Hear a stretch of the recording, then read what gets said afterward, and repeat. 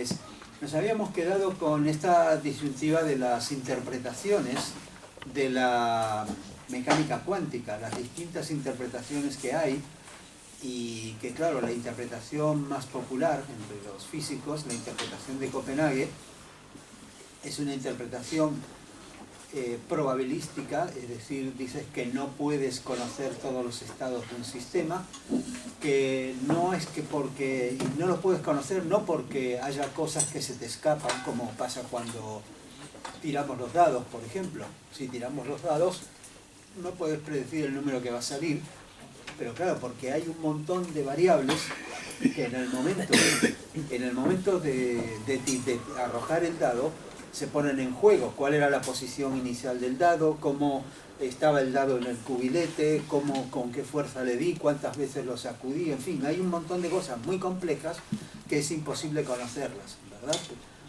Pero si las pudiéramos conocer, la teoría clásica nos dice que podríamos predecir que, dadas unas condiciones iniciales, cómo va a caer el dado y qué número va a salir. El problema es que en la cuántica dicen que eso es la interpretación de Copenhague dice que eso es imposible, que las variables que no se conocen, no porque haya variables ocultas que no conocemos, sino porque directamente no existe esa realidad hasta que no la determinamos con una observación. Y de ahí salen un montón de cosas como esta del gato de Schrödinger, ¿no? Que yo hice la broma recién con la firma dentro del sobre, que hasta que no abres el sobre existen las dos versiones, si está firmado o no está firmado. Pues esto, y salen un montón de cosas. Pero nos habíamos quedado en que íbamos a ver una interpretación que a mí me parece personalmente que es realmente la más acertada y que es la que vino a traer sensatez nuevamente a la mecánica cuántica, y que es la interpretación de Broglie y David Bohm. Bueno, Louis de Broglie fue un físico francés que él ideó que la partícula, siempre en la cuántica estamos hablando de partículas muy diminutas como electrones, cosas de muy poca masa, donde se observan estas leyes tan extrañas de la naturaleza.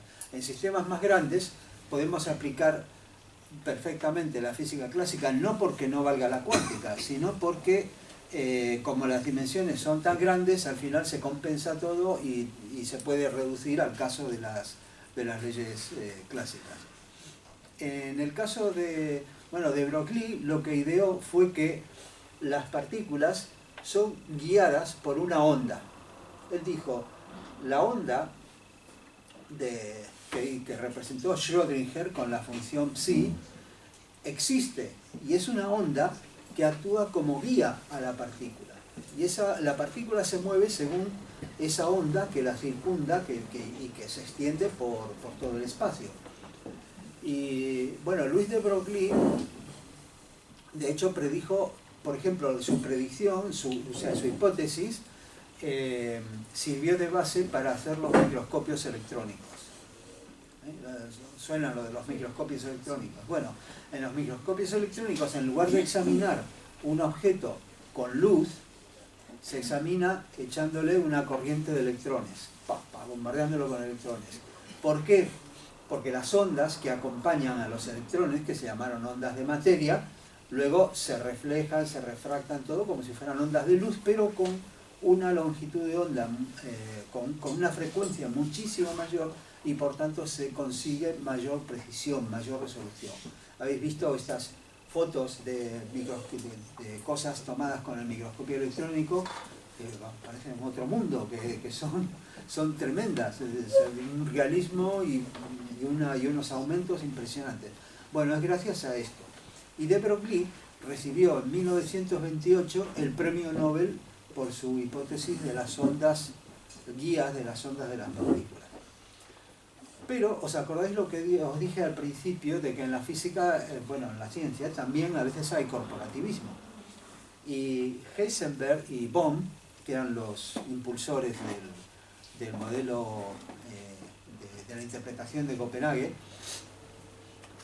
hicieron mucha presión cuando de Broglie la presentó en la conferencia Solvay, una conferencia que se celebró en Solvay, en Bélgica. Fue muy célebre en 1929. Hay una foto que están todos los grandes, están Einstein en el centro, están de Broglie, están Heisenberg, Schrödinger, todo el mundo estaba ahí, ¿no? Una conferencia impresionante. O sea, una conferencia en el sentido académico, una conferencia académica. Y cuando de Broglie la presentó, Heisenberg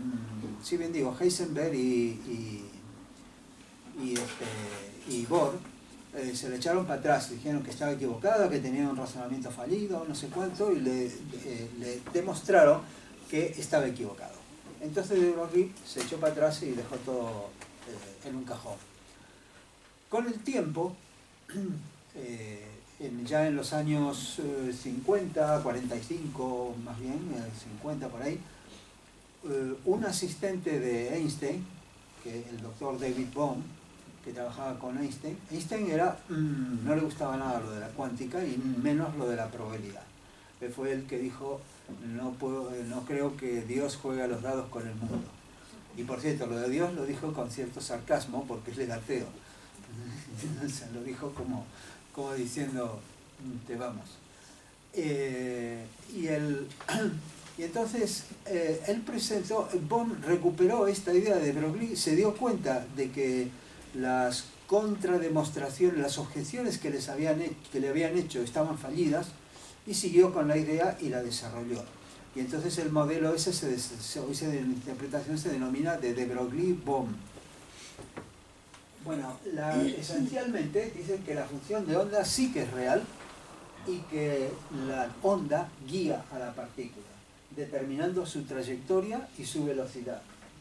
Que es un modelo determinístico que vale causa y efecto, pero implica, y esto es extremadamente importante, mirad, esto es muy importante, pero quizás diría de lo más importante que tenemos hoy para ver, que implica la no localidad de la partícula. La realidad de la partícula está distribuida por todo el espacio. ¿Por qué? Porque la partícula es dos cosas a la vez. Es por un lado una singularidad, que es el punto donde se supone que está la partícula, pero por otra parte está la onda. Hay una dualidad, onda-partícula. Nuevamente, nuestra descripción de los fenómenos, de las cosas, es ilusoria, porque nosotros hicimos un modelo, y tenemos un modelo que es una partícula, algo concentrado por un lado, y otra cosa que es una onda, algo distribuido por otro lado. Pero resulta que la realidad es las dos cosas a la vez. Y como Bohm y de Broglie demostraron, al ser tanto partícula como onda simultáneamente, significa que lo que es la partícula en sí no es una singularidad, está la onda que ocupa todo el espacio. Obviamente, cuanto más lejos el efecto es menor, pero evidentemente eso está distribuido. Y eso es la no localidad. Fijaos, aquí tenemos el experimento de la doble rendija. ¿Cómo lo explican con las ondas guías? Pues porque la partícula ahora ya no es un puntito. La partícula es el puntito y las ondas que la acompañan. Las ondas que la acompañan aparecen en las rendijas y aunque sea una sola partícula pasando por la rendija, el hecho de que haya dos rendijas hace que haya ondas de un lado y de otro que se interfieren entre sí, como pasa con el experimento de Jung en el caso de la luz. De tal manera que da una explicación consistente y sin cosas un poco raras acerca de qué es lo que pasa con el experimento de la doble rendija. Pero hay una cosa interesante. Más recientemente, un francés, Yves Coudert, de la Universidad de París, ha logrado hacer una analogía macroscópica con gotas de agua que rebotan sobre una superficie de un líquido de agua que se hace oscilar. Son gotas que van rebotando sobre la superficie del líquido. Y con esto pudo reducir, eso obviamente no es física cuántica, o sea, no, es un modelo de la física cuántica, pero logró hacer un modelo macroscópico para estudiar cómo se comporta el tema de las ondas guías. Pero os lo voy a demostrar, os lo voy a mostrar, que tengo un vídeo. A ver.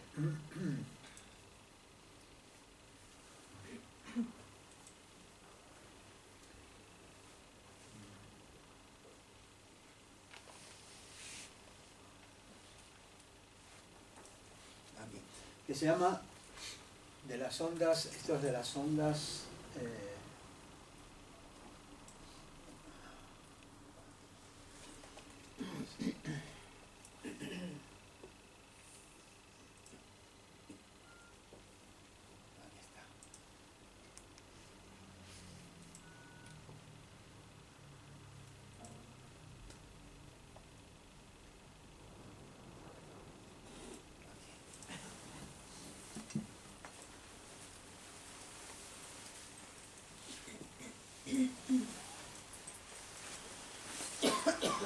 se llaman las gotas que caminan, las gotas caminantes, de walking droplets.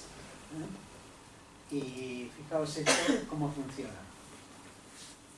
Dice, una gota puede rebotar indefinidamente en la superficie de un líquido.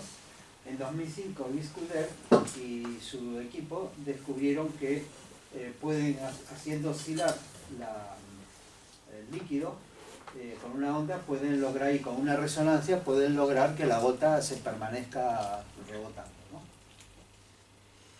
Dice que las gotas, ¿ves?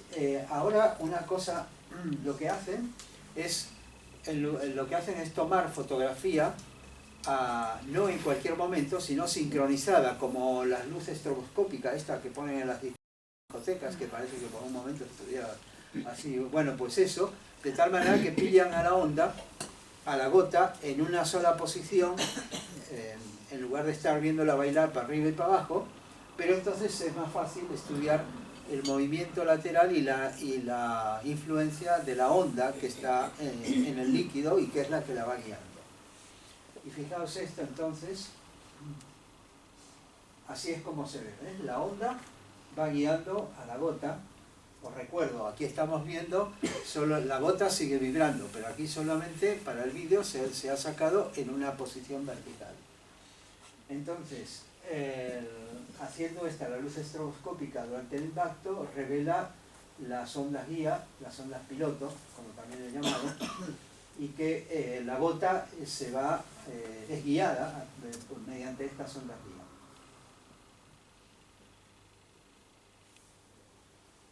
Pues así es como lo idearon. Fijaos, dos gotas girando una en torno a la otra. Bueno, aquí dicen cómo es el dispositivo para el experimento. Vamos a ver ahora, hay otras cosas, es interesante. La propia gota explora el corral, por donde está, le llaman el corral, esto es el recinto donde se encuentra. Y bueno, una vez que lo explora,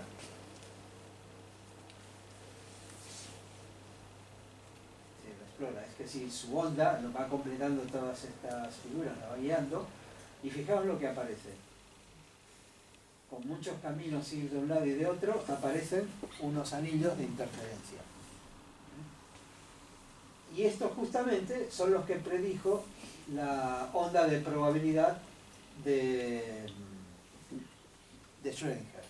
Aplicando las ecuaciones de la cuántica, si fuera un electrón y si fuera un recinto, etc., pues se produce eso. La mecánica cuántica da esto y las ondas caminantes pues dan exactamente lo mismo. Bueno, pero hay otra cosa interesante. Vale, vamos a dejarlo aquí, Y ahora os voy a mostrar otro.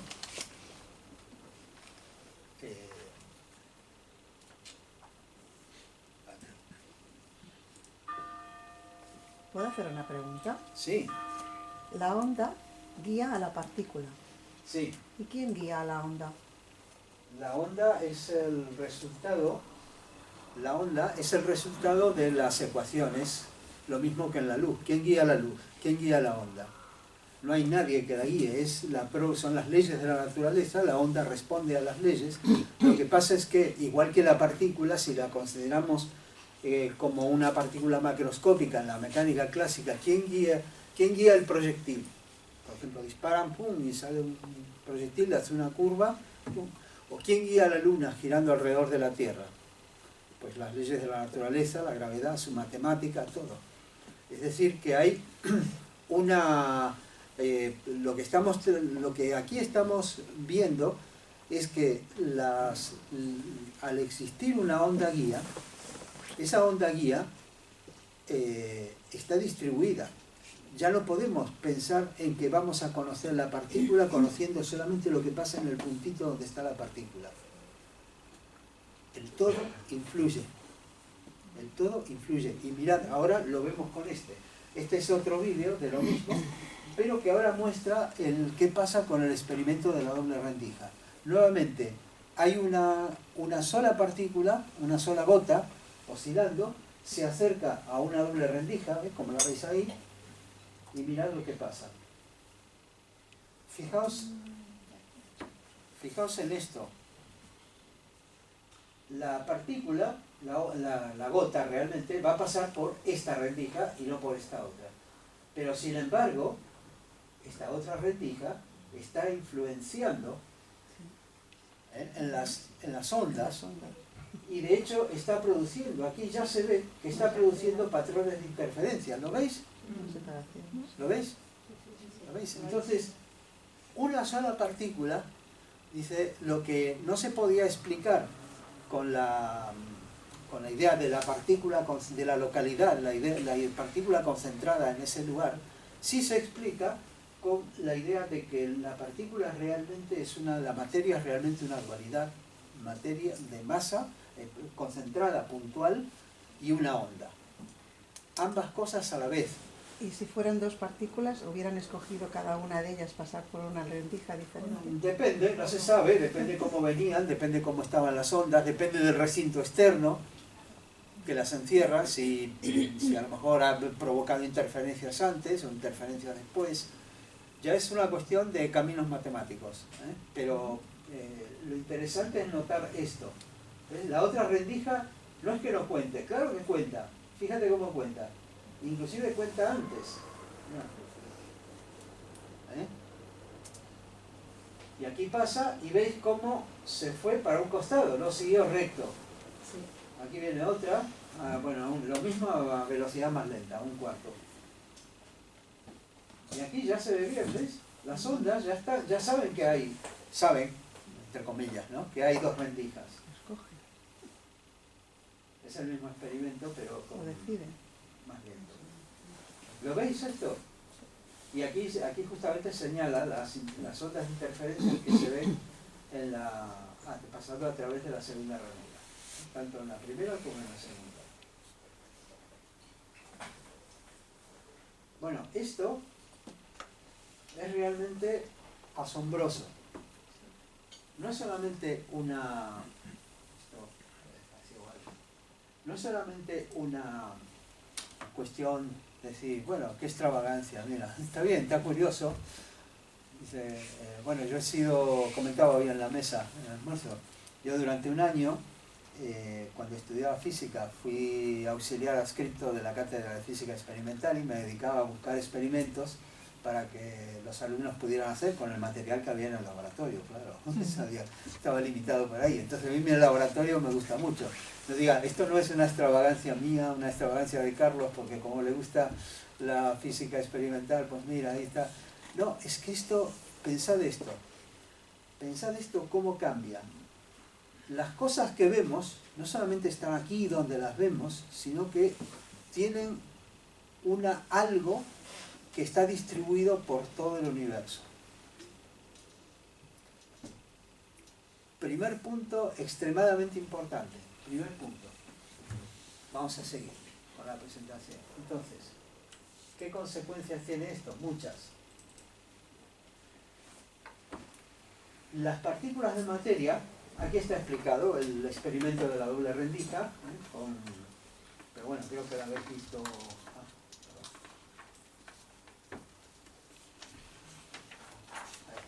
Creo que lo habéis visto mejor en el vídeo, ¿no? Pues está realmente impresionante. Aquí está explicado, ¿veis? Las ondas bien pasan por aquí y por aquí, por lo tanto sí que hay interferencia, aunque sea un solo electrón. Entonces las partículas, conclusión, las partículas de materia son partícula y onda a la vez. Los dos son modelos. En la física en la interpretación de Copenhague dicen, no, es que a veces se comporta como partícula y a veces se comporta como onda. Porque hay experimentos que te dan unas propiedades o te dan otras. Pero es que lo que dicen de Broglie y Bohm es que realmente la materia es las dos cosas a la vez, partícula y onda. La dualidad, recordemos otra vez el yin y el yang, la dualidad es inherente al universo manifestado.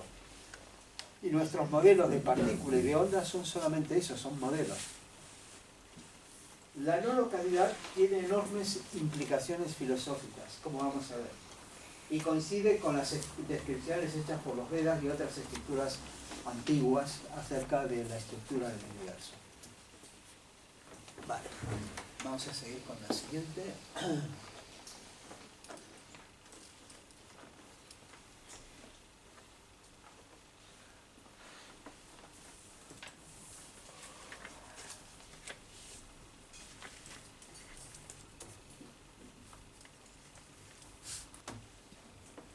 Vale, ahora sí.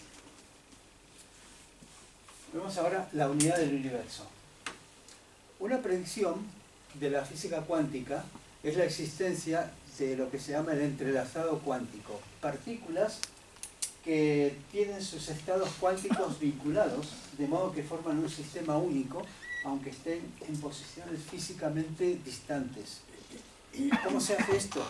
Pues se emiten de una manera especial dos partículas que viajan una para un lado, otra para otro, y tienen los estados, al estar entrelazadas, se hace de una manera especial, no son dos partículas cualquiera, se emiten a la vez de una forma, de tal manera que los estados de una partícula, estados cuánticos, se llaman atributos de la partícula, por ejemplo el spin, el giro, y otros, bueno, no viene al caso liarlos con tantas cosas, pero de tal manera que lo que predice la mecánica cuántica es que en esos casos, conociendo el estado de una partícula, conoces el estado de la otra, porque están vinculados.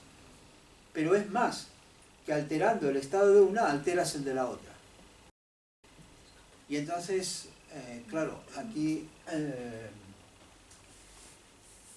aunque estén en posiciones físicamente distantes, es decir, nosotros tenemos estas dos partículas, en una, esto que se representa, bueno, es el spin, el giro, dice, en esta la observamos, si la afectamos, afectamos también a la otra, ¿no? De tal manera que están como sincronizadas.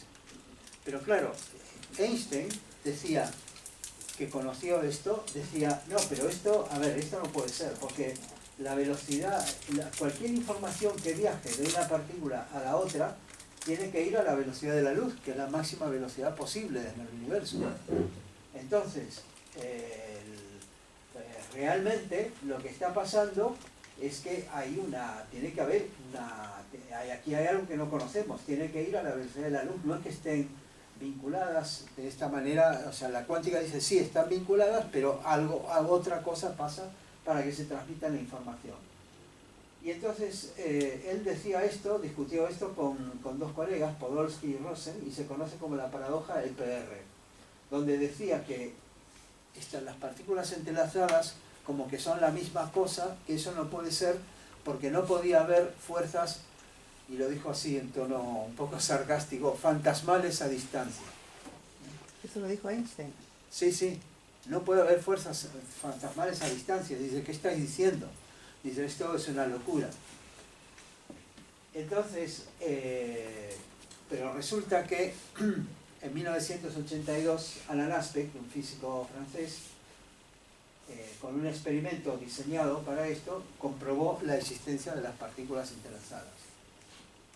luego se hicieron muchos más experimentos. Hace poco, inclusive hay un satélite que han enviado que está diseñado para enviar fotones, es decir, partículas de luz entrelazadas, y que se reciben en la Tierra en estaciones que distan, creo que eran 2.800 kilómetros o 3.000 kilómetros, una cosa en ese orden.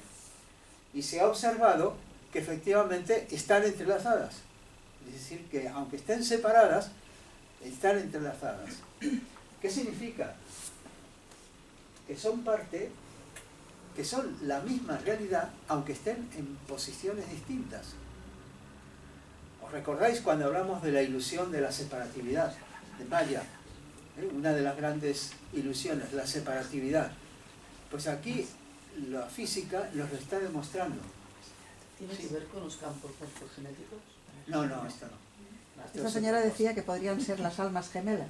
No sé si va mucho más allá Una de interpretación eso. Me lo ha dicho a mí, romántica. pero yo creo Bueno, ¿por qué no? Dos partículas Son que dos se quieren partículas mucho. en una sola, pues ¿por qué no? ¿Por qué no? Bueno, pero es Que una... parten es de algo, una unidad. claro, es algo que nos demuestra que inclusive en el mundo físico, dos cosas pueden ser parte, no unidas, sino ser parte de la misma realidad, ¿sí? Porque lo que haces a una, instantáneamente, como se ha comprobado, Sí. lo tienes en la otra, aunque estén separadas por la distancia. Es decir, que es algo tremendamente, de un impacto tremendo. ¿Cómo se explica esto? Perdona un momento. Sí. Has dicho que son partes de una misma unidad, aunque estén a distancia. Efectivamente. Sí, porque, a ver, para que quede claro, se ha probado de alterar algún estado cuántico a una partícula y observarlo simultáneamente en la otra. Esto se hace con cosas repetidas, ¿no? Para que no haya el problema que tiene que ser muy rápido para verlo. Y efectivamente, algo que alteras aquí se altera allí. Antes de que cualquier información viajando a la velocidad de la luz pudiera haber llegado de una partícula a la otra. Instantánea. Es instantáneo. De forma instantánea. Claro, es instantáneo, es lo que Einstein decía, es que no puede haber fuerzas a distancia, pero es que no son fuerzas a distancia, es que es, aunque nos cueste aceptarlo, y Es una conexión a no lo distancia que aceptó, está... Einstein nunca lo aceptó, es parte de lo mismo, es parte de la misma realidad. Claro, dice Garnier. Eso es, no sé, para mí me representó algo fundamental, muy grande, porque la unidad de la vida es el principio fundamental de la teosofía y de la sabiduría antigua. Y entonces, que en la física haya algo que te diga, mira, esto, aunque esté separado, esto es una sola cosa, es fantástico. Y dices, bueno, es que es muy fuerte. Ya, ¿y el origen de estas partículas que usan en el laboratorio? Sí, ¿Parten de un mismo punto y después las sí, dividen? parten de un ¿no? mismo punto y Son se una misma separan. realidad y después las dividen. Exacto. Vale. No solamente está limitado a una pareja, o sea, ahí ya lo de las almas gemelas, puede ser un grupo de partículas, También. también. Será de lazos de otras vidas, Sí. no sé, de las partículas. Pero sí, pueden ser varias partículas que estén entrelazadas cuánticamente, eso también se ha comprobado. Sí. Y dos personas que piensan lo mismo en un momento dado. Por ejemplo, se ha comprobado que hubieron patentes hechas el mismo día sobre el mismo tema. Bueno, hay dos posibles causas. Eso puede ocurrir en el campo en el mundo del mental, en el plano mental. La cuántica Sí, mental. hay dos posibles causas. Una es que tienen una causa común, es decir, dos personas, y esto ha sido muy común en la ciencia, que no se han comunicado, pero que han seguido caminos similares para resolver el mismo problema, y como se va avanzando de a pasos, los dos decidieron dar un paso similar y llegaron simultáneamente. Esa es una posible causa. Y la otra posible causa es que realmente, igual que pasa con las partículas entrelazadas, en el mundo de la conciencia estamos todos interconectados. Igual, lo que pensamos instantáneamente, de una manera muy pequeñita a lo mejor, o más grande, depende de la receptividad, está en la mente de todos. Entonces eso es otra posible causa y claro, depende, no se puede saber, ¿no?, cuál en cada una. Pero eso es, sí que efectivamente lo mismo que estamos hablando del mundo de la materia se dice de la conciencia, y de hecho Jung, ¿os suena lo de la sincronicidad? Sí. Pues Jung justamente esta es la base de la sincronicidad. Decía que lo que él llamaba el unus mundus, es decir, el gran sistema donde el cual estamos todos metidos, la unidad total, es lo que produce esto, que puede producir eventos de sincronicidad. Yo estoy pensando esto, que es significativo, y justo se me aparece alguien que me viene a decir lo que necesitaba. Pues claro, porque eso está, pero en el terreno de la mente. Hubo más cosas, más importantes, avanzando con esto, porque a todo esto decían a Von, bueno, lo que pasa es que, por supuesto, que ha tenido detractores y no es la línea principal de la física actualmente, ¿no? Pero hay muchos más, hay inclusive un italiano que sigue investigando sobre esto y desarrollando la teoría del campo de Von, pero apareció en 1964, apareció este señor John Stuart Bell, de Irlanda del Norte, que hizo una comprobación, esto es teoría, hizo una comprobación muy interesante. Dijo que es complicado, no podemos meternos en ello, pero con una serie de experimentos mentales, es decir, no hechos en laboratorio, sino imaginarios, dijo que ninguna explicación con localidad, es decir, donde niegues la posibilidad de las cosas que están unidas a distancia, con localidad y variables ocultas puede ser compatibles con las predicciones de la mecánica cuántica. Y que entonces, si que realmente la no localidad, eso que Einstein, Podolsky y Rosen rechazaban, es una necesidad para explicar, porque si no, lo que él demostró con las, se llaman con las inecuaciones del teorema de Bell, es que la mecánica cuántica, si no aceptas la no localidad, es incompleta. Lo demostró con un razonamiento muy ingenioso y esto pues no está refutado. Y él fue muy crítico justamente con la interpretación de Copenhague y respaldó y promovió la interpretación de Bohr. Entonces, bueno, llegado a este punto, vamos a ver ahora, muy rápidamente, qué dicen de las fuerzas, los físicos. Bueno, que hay 4 fuerzas fundamentales en la naturaleza: el electromagnetismo, que produce el magnetismo y electricidad, son 2 aspectos de la misma cosa, por eso se les dice electromagnetismo. La gravedad, la fuerza débil, que es una fuerza que está dentro del átomo y que es la que produce la radioactividad, la que hace que salgan despedidas partículas, como en el caso del uranio, del plutonio, el radio, etc. Y la fuerza fuerte, que es la que mantiene unidas, esta es la radioactividad, y esta es la fuerza fuerte, que es la que mantiene, está por aquí, es la que mantiene unidas a partículas dentro del átomo. Fijaos, los protones nos dicen, un átomo, por ejemplo, un átomo de helio tiene 2 neutrones y 2 protones. Los protones tienen carga positiva. ¿Cómo hacen 2 partículas con carga positiva que por la electricidad se deberían estar rechazando violentamente a una distancia tan pequeña? El rechazo debería ser brutal. ¿Cómo hacen para mantenerse unidas? Pues justamente porque hay otra cosa, que es la fuerza fuerte, pero tanto la fuerza débil como la fuerte decaen muy rápidamente, solo tienen validez dentro del radio del átomo, del núcleo del átomo.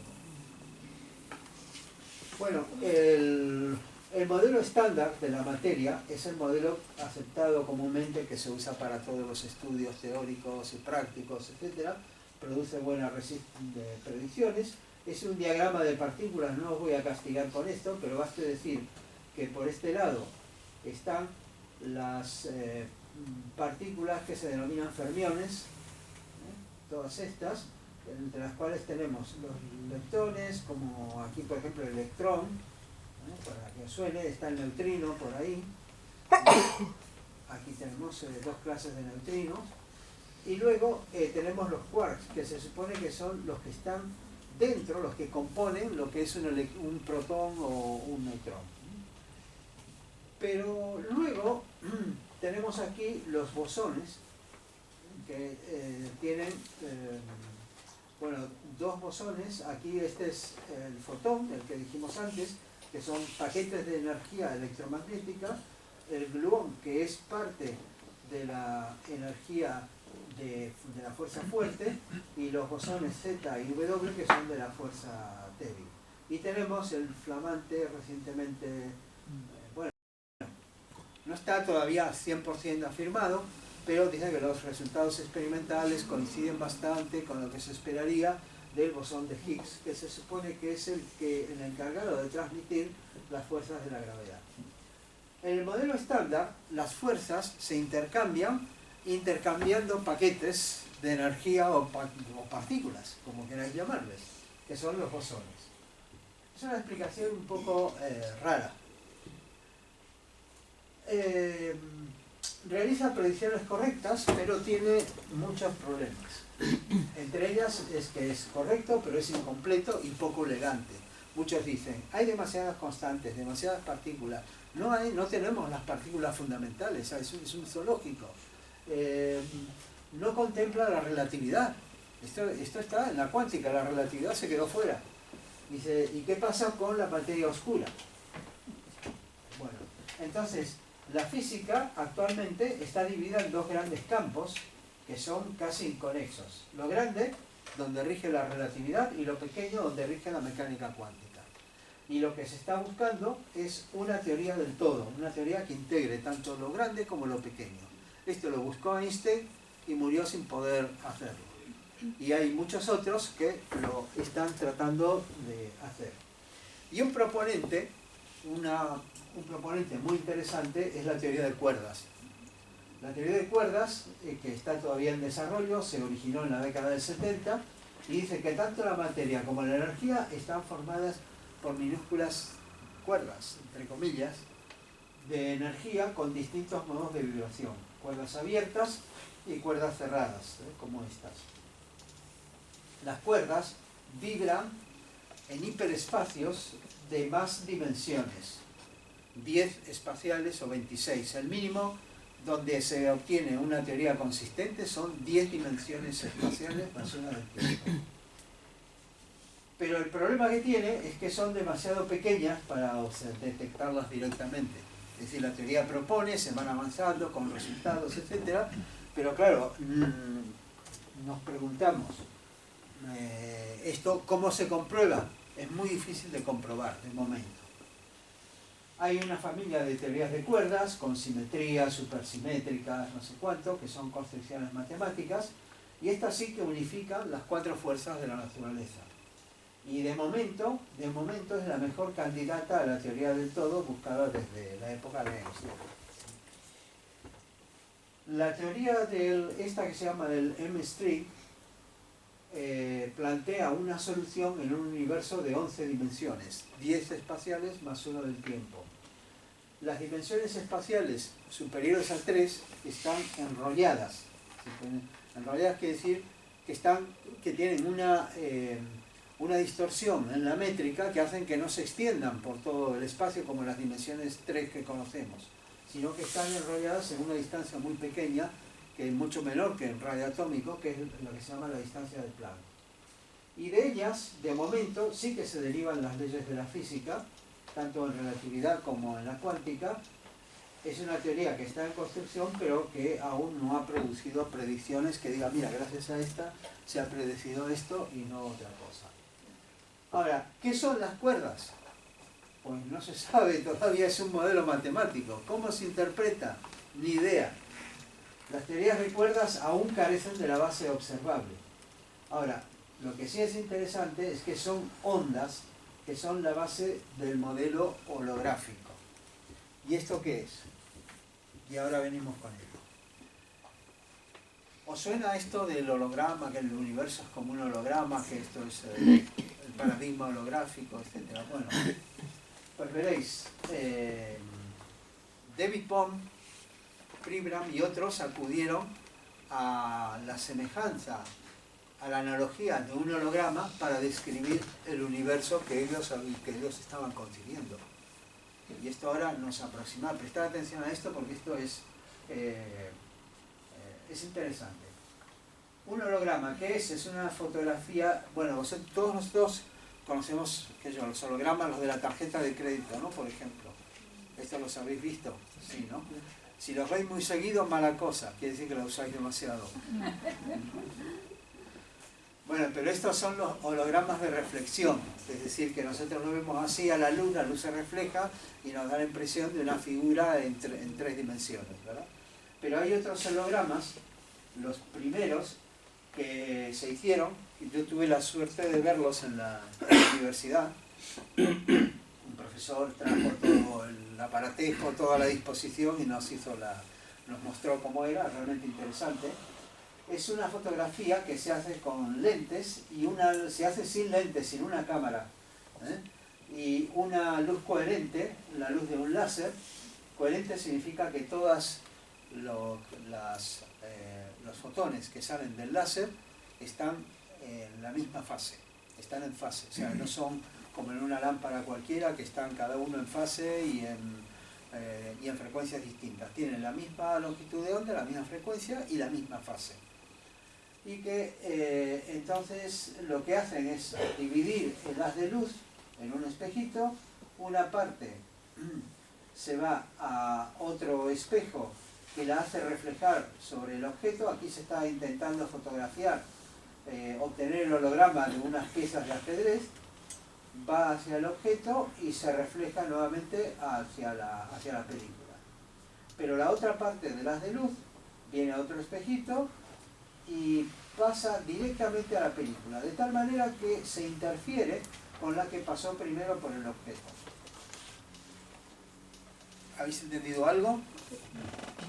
Más o menos. Bueno, la cuestión es que se hacen interactuar dos haces de luz que producen ciertas interferencias, de tal manera que, fijaos que claro, como no hay una lente como en una cámara, ¿qué es lo que se obtiene en la película? Pues algo como esto. Algo como esto. Es decir, una serie de patrones, de manchas, que dicen, bueno, son figuras de interferencia, pero no me dan ninguna idea de qué es lo que se fotografió. No, a simple vista no parece ser nada interesante. La cosa más interesante viene cuando se proyecta.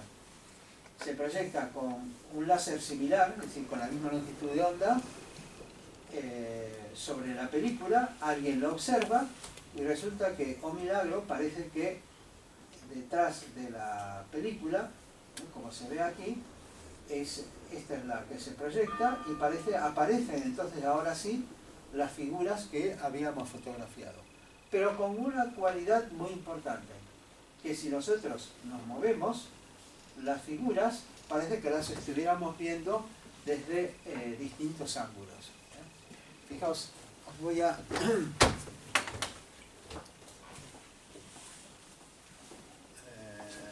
mostrar.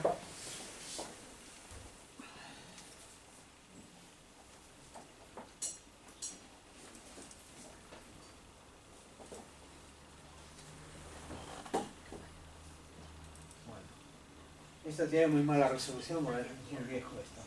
Pero esto es, a ver, lo interesante es esto. Vamos a parar. Ahí está.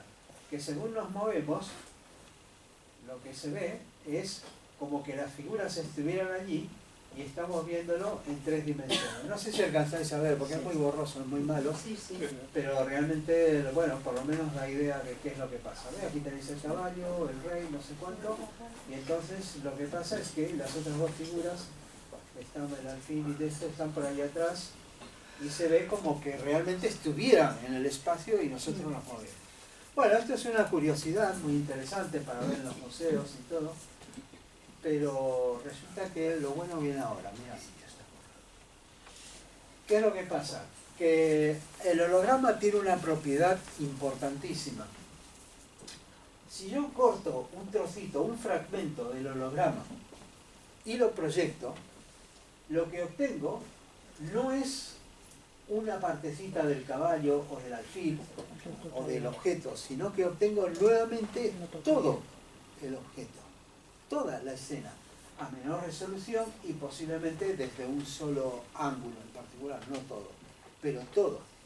Eso significa que la información de toda la escena está en cada punto del holograma. Es decir, hay una transformación no local. No local.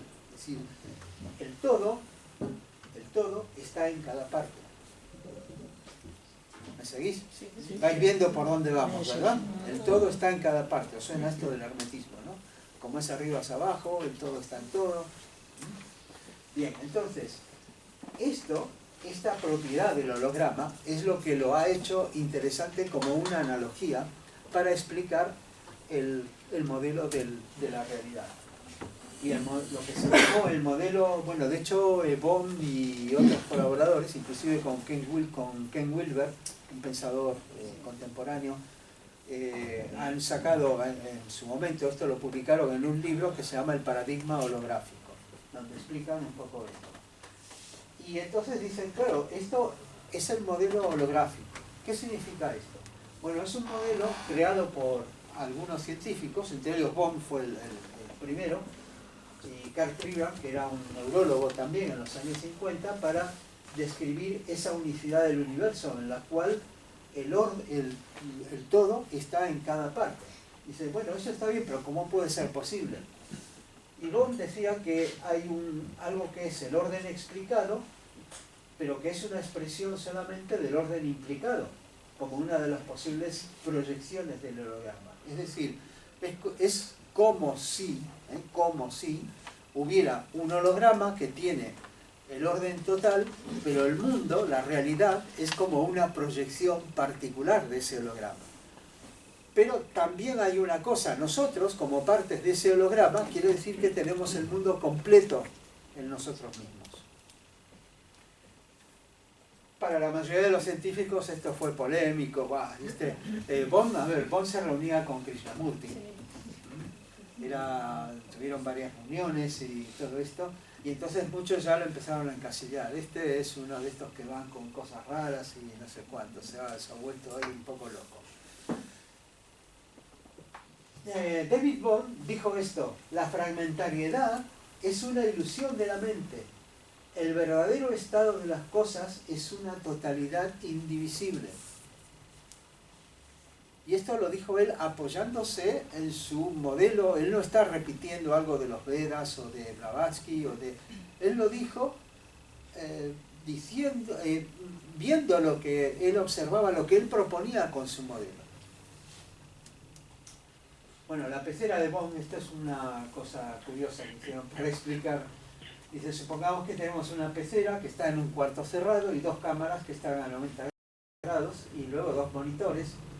Y en ellos vemos el pez, hay un solo pez, pero claro, si tú no sabes nada, igual crees que son dos peces, excepto cuando ya veas que todos los movimientos coinciden. Pero entonces, si solo miramos los monitores, diríamos, claro, cuesta darse cuenta.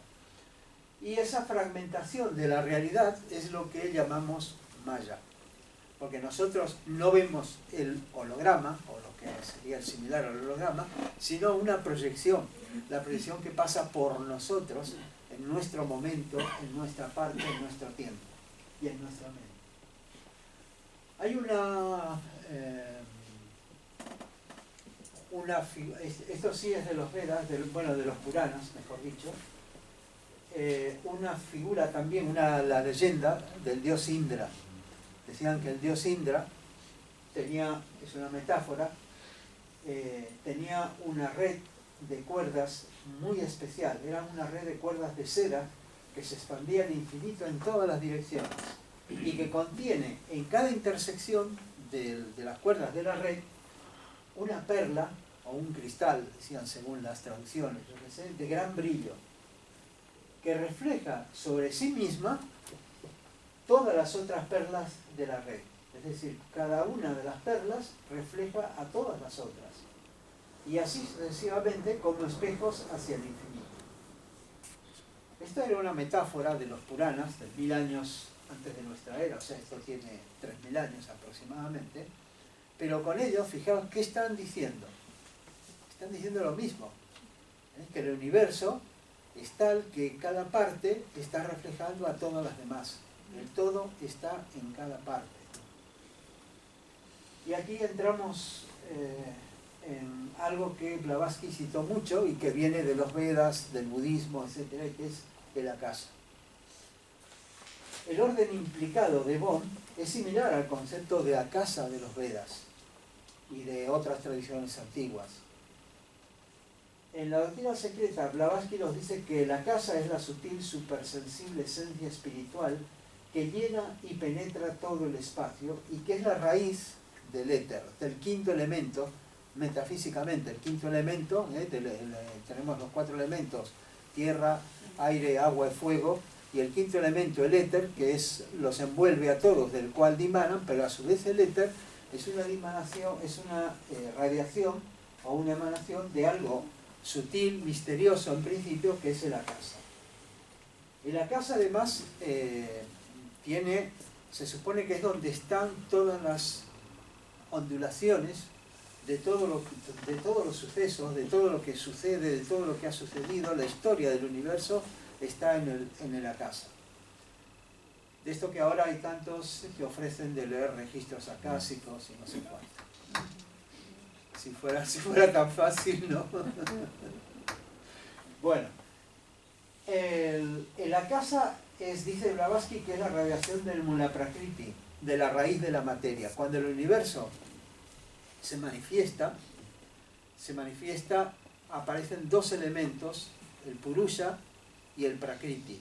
La dualidad primogénita, la dualidad esencial, es el purusha y prakriti. Purusha es la raíz del espíritu y pues, según la literatura de los indios, es la raíz del espíritu y prakriti es la raíz de la materia.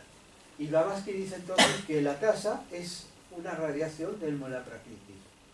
Y que todas las descripciones que se hacen, imaginaos que es difícil conciliar lenguaje antiguo con lenguaje moderno y no sé cuánto, pero realmente coinciden con esto que Bohm trata de explicar con el holograma, con el orden implicado. El orden implicado es algo que está intrínseco, que no está aparente, pero que toda la realidad es consecuencia de la proyección de ese orden. ¿Me seguís o estáis o estáis diciendo qué ladrillo que nos está soltando Carlos? ¿Podría ser también el gens que nombraba Paracelso en sus libros? Porque claro, han pasado muchas épocas y a veces te cuesta entender porque cada escritor le nombra un nombre diferente, pero luego vas enlazando y a pasar épocas han ido cambiándoles el nombre, ¿no? Desconozco lo que decía Paracelso al respecto. ¿Cómo le llamaba él? Gens, E-N-S. Gens. No lo sé. Eso no lo sé. Te vas dando cuenta de que... Sí, que hay efectivamente, y desde seguro muy que antiguo, buscas, es que también en el budismo también se menciona y hay distintos nombres, y en la filosofía china. La verdad es que en la doctrina secreta hace un paseo hablando de este tema, pero si lo buscáis, por ejemplo, una cosa interesante que se puede hacer es, que os recomiendo, si lo tenéis en formato electrónico, en PDF, en la propia web de la Ramayana está la doctrina secreta en PDF, etcétera, lo descargáis y en un ordenador vais buscando. Y a casa, si vais a buscar a casa, y una recomendación es que los buscadores de los PDF no son tan inteligentes, y entonces lo tenéis o lo buscáis exactamente como está escrito, no lo encontráis. Claro. Entonces acá ya está escrito como se escribía antes en el sánscrito, traducido, ¿no? Porque el sánscrito, la escritura es de Banagari, ¿no? Pero bueno, traducido al alfabeto románico es algo así. Entonces si lo buscáis así, sí que encontráis las citas de la Akasha y vais a ver cómo va encadenando y va explicando varias veces una cosa. Aquí no se ve nada, ¿eh? Lleva 2 gorritos, en la A y en la otra A. Sí, el sombrerito es el Sombrerito, circunflejo. la- Está en los teclados, este lo tenemos al lado de la P, a la derecha de la P, donde se hace con sí como si fuera un acento. una tecla muerta, o sea, le haces circunflejo A y te hace la letra A. Bueno, el misterioso Akasha apareció también, va apareciendo poco a poco en la filosofía de la ciencia. Por cierto, hay un libro muy bueno sobre el modelo holográfico, porque el de Bohm y Pribram y Ken Wilber y otros está muy bueno, pero está hecho como entrevistas y es bastante denso. Realmente, os digo, es un poco denso para seguirlo. Pero hay un libro muy interesante que se llama El universo holográfico, de un autor que se llama Talbot, Michael Talbot. Este es muy didáctico, muy explicativo y realmente está muy bien. Pero hay otro pensador... Está agotado y hace años que lo busco. Si alguien lo tiene y lo puede fotocopiar... Está en internet. ¿Está en internet? Sí, yo lo tengo en PDF, si alguien lo quiere, yo lo paso. Mirad, yo las cosas, os puedo pasar las presentaciones estas. Yo lo que voy a hacer es pasárselas a Silvia, por ejemplo, y a Silvia Tarragó, y ella luego, los que vosotros queráis, pues le pedís y ella os la pasa. Bueno, hay un pensador, Ervin Laszlo, húngaro, es húngaro, que escribió un libro que se llama La ciencia y el campo acásico. Un libro moderno. Dice, una teoría integral de todo.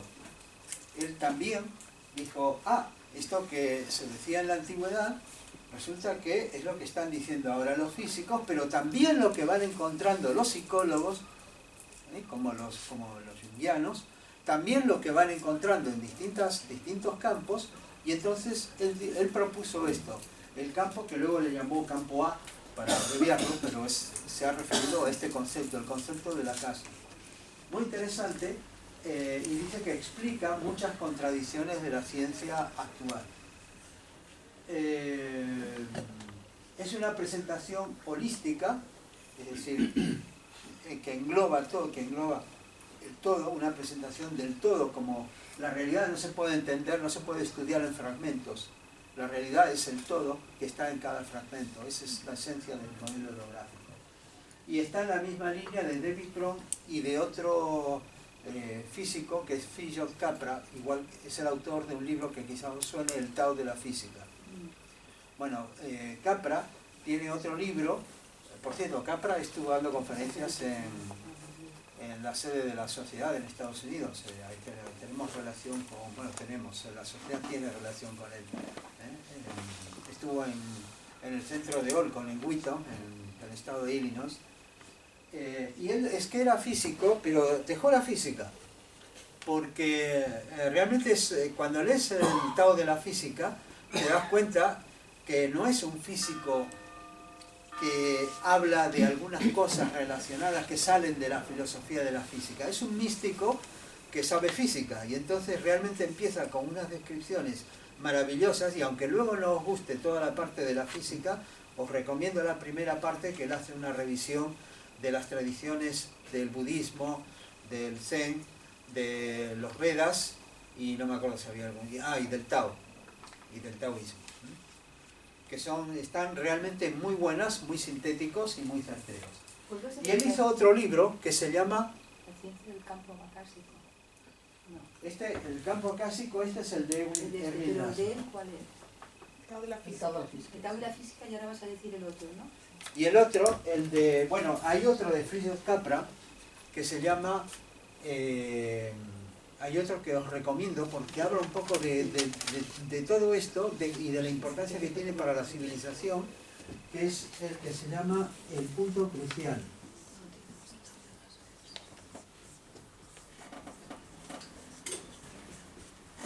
¿Y este es de Capra o de...? Este es de Capra. No se ve.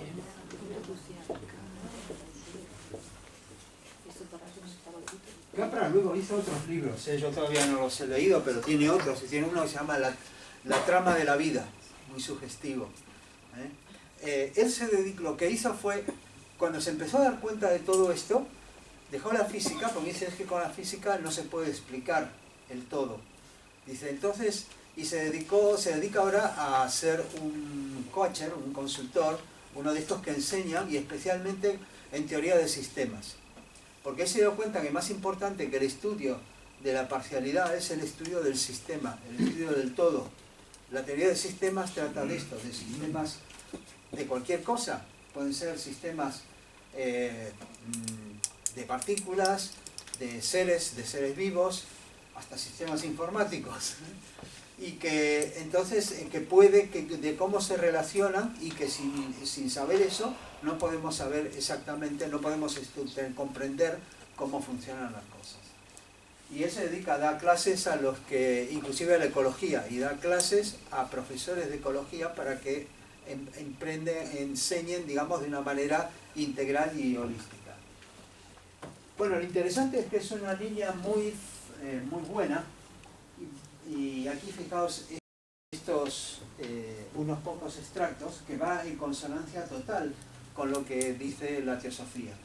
Blavatsky, en uno de sus escritos que está en Collect Writings, dice: la filosofía esotérica predica la omnipresencia de la vida una.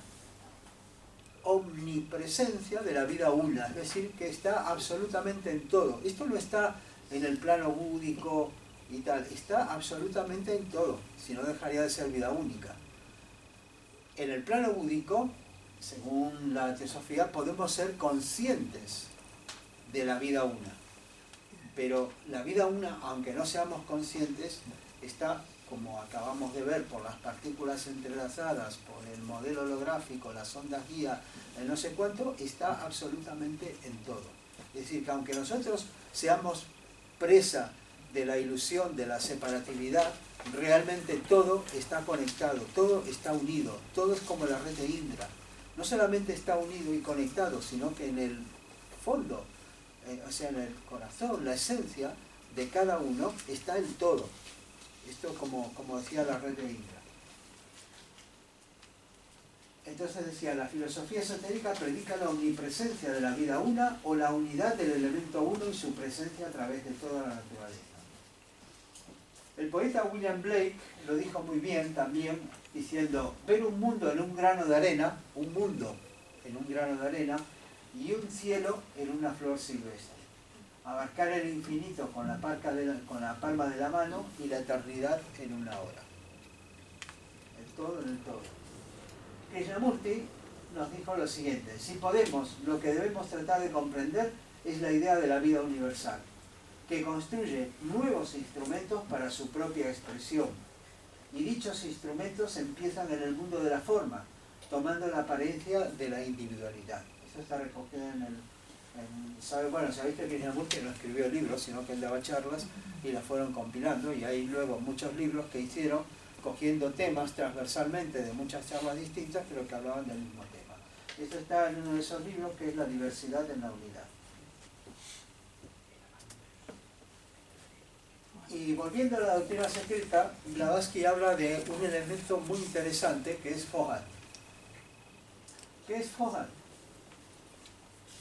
Bueno, muchas veces, especialmente si lo veis en la literatura de Besant y todo, dicen Fohat es la electricidad, ¿no? Es como la electricidad o la fuente de las distintas fuerzas, la energía cósmica.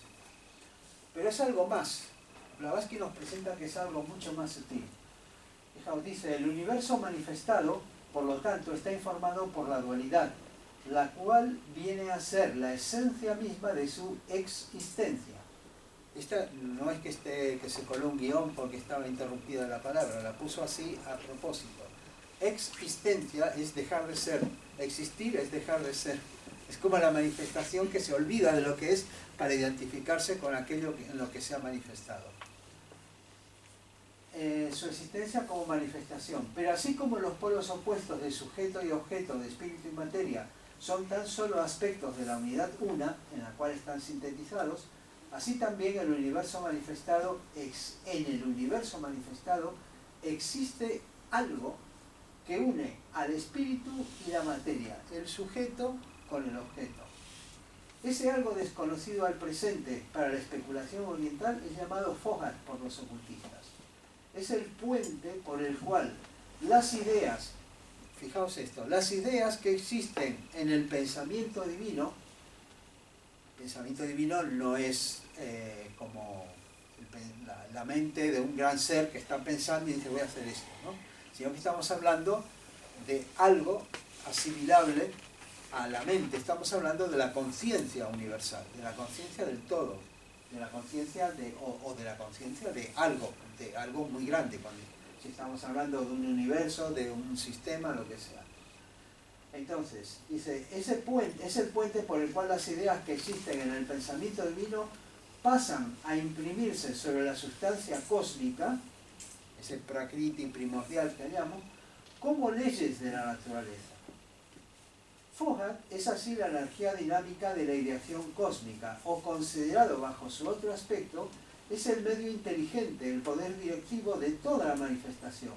El pensamiento divino transmitido y hecho manifiesto por medio de los Dianchohans, los arquitectos del mundo visible. Es decir, que Foghat no es una energía en particular, sino que Foghat es lo que hace que las leyes sean tal cual son, las leyes de la naturaleza. Foghat es lo que hace que luego, de acuerdo a la materia, de acuerdo con esas leyes del pensamiento divino, porque algunos dicen, ¿y qué pasa si algunas constantes universales fueran diferentes? El universo sería distinto.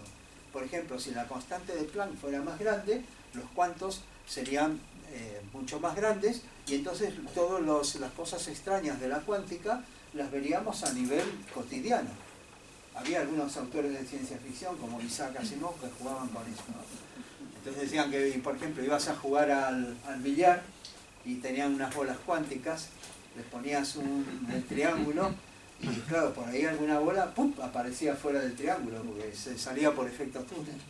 Pero bueno, cosas así.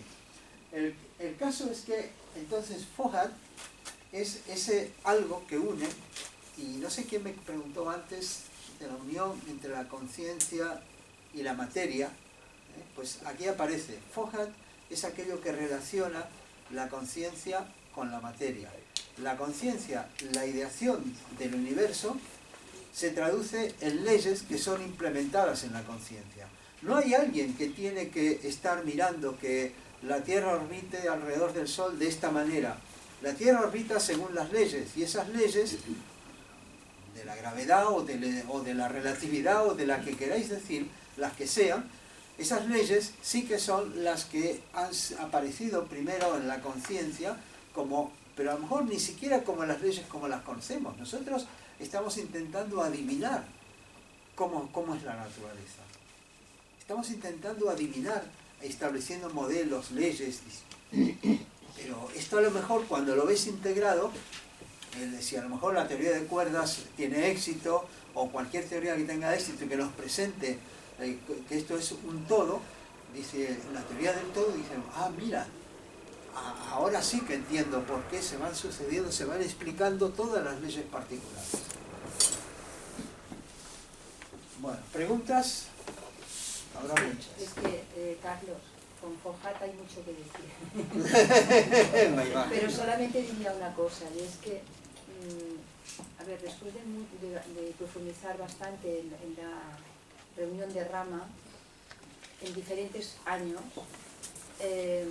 nos gusta quizá más decir en que Foghat se expresa en los diferentes planos de la manifestación, en cada uno de los átomos o elementos que hacen esa expresión. Claro. En cada uno. Es lo que hace que exista eso realmente. Sí, porque todos están sujetos a la ley. Vale, pero lo digo porque si cuando decimos es el pensamiento, parece que no, pero enseguida nos parece que antropomorfizan, o sea, que ya un pensamiento, ¿sabes? Y no, es que en el nivel más elevado está Foghat, pero en el átomo más denso está Foghat, porque si no, no existiría la vida en ese átomo. Exactamente. Y Foghat además no se presenta como una energía, sino como la ley que regula cómo se producen, cómo se transforman y cómo actúan todas las energías y la materia. Eso es lo que yo vi como, para mí, por lo menos, a ver, vamos a aclarar una cosa. Es algo más que la ley. Vamos a aclarar una cosa. Yo estoy compartiendo mis reflexiones. Sí, sí, perfecto. Simplemente, simplemente las comparto. Luego, obviamente, algunos de vosotros podéis tener ideas diferentes y bueno, serán tan válidas. No, pero no es diferente, pensamos lo mismo. Sí, es lo mismo. Es lo mismo. Lo que pasa es que yo cuando descubrí esto de que, claro, vi que Foja tenía una dimensión mucho mayor, que no era simplemente una energía o algo. No, nada que ver, no era el lápiz solamente de... No. Esto lo vimos hace como 5 años.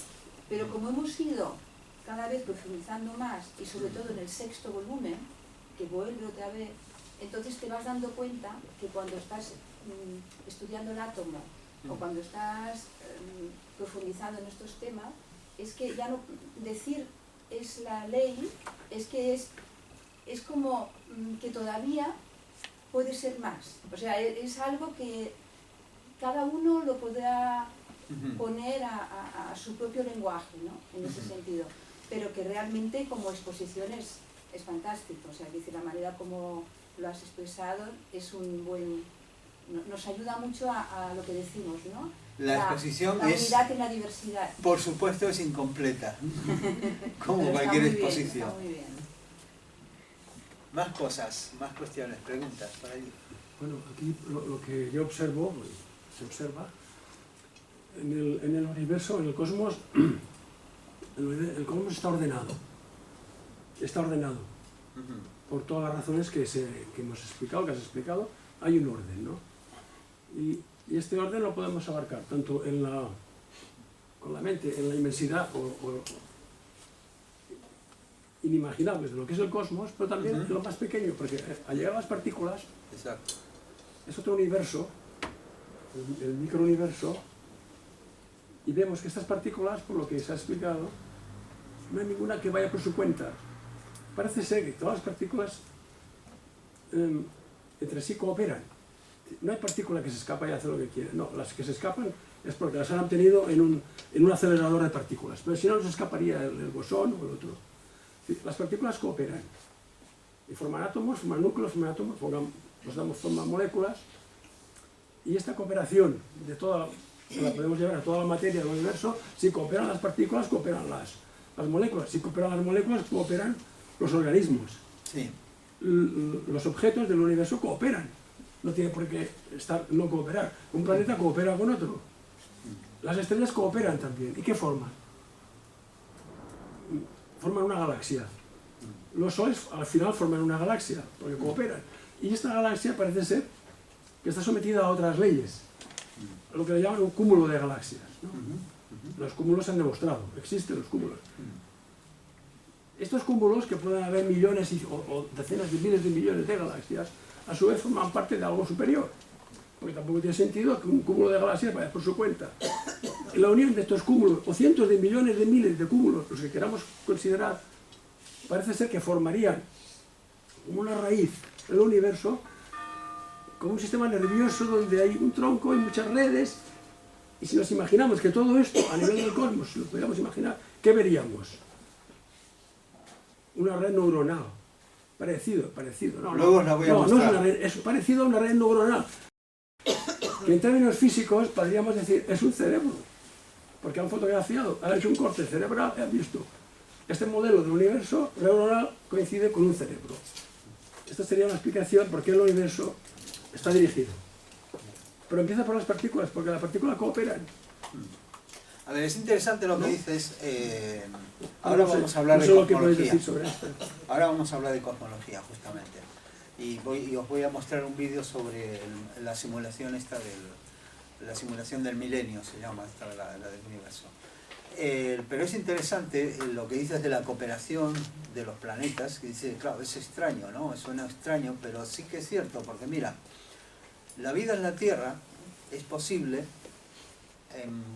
también en buena parte, entre otras cosas, porque Júpiter, con su gran gravedad, como un planeta externo, nos ha servido de pantalla para atajar otros que vengan a colisionar. Dice, hubo colisiones, pero no tan desastrosas como para que el planeta Tierra se malograra totalmente. Entonces sí que es cierto. Y eso se extiende también al campo de la, bueno, al campo de la biología. No tenemos tiempo para meternos en esas cosas, pero sí también. Más cosas. Una pregunta. Sí. Ahora que has hablado un poco del CER, el CER nuevo que están haciendo... ¿El qué, perdón? El CER. Sí. Que quieren llegar a 100 kilómetros Está de diámetro. proyectado, qué sé yo, sí, he visto. ¿A eso qué están buscando? No sé. La partícula, No tengo ni idea. partícula de Dios. A ver, el problema es La partícula que de Dios. necesitan cada vez más energía, hacer chocar y acelerar a velocidades más grandes a partículas para hacerlas chocar entre sí y obtener partículas u observaciones que solo se producen a muy altas energías. El LHC, que es la que se hizo con la que se observó algo que está en consonancia con el bosón de Higgs, pues bueno, fue un esfuerzo económico impresionante, colaboración de muchísimos países, y además operar eso tiene un coste tremendo. Dice, cuando está funcionando el LHC de Ginebra, se queda sin luz, o está con la luz muy restringida. Tienen, vamos, es que traga eso electricidad que da miedo. Pero bueno, no sé exactamente lo que buscan ahora, ¿eh? Gracias. Más cosas. Bueno, si queréis pasamos, ¿queréis que hacemos un descanso? Un descansito, 10 minutos y empezamos con la cosmología.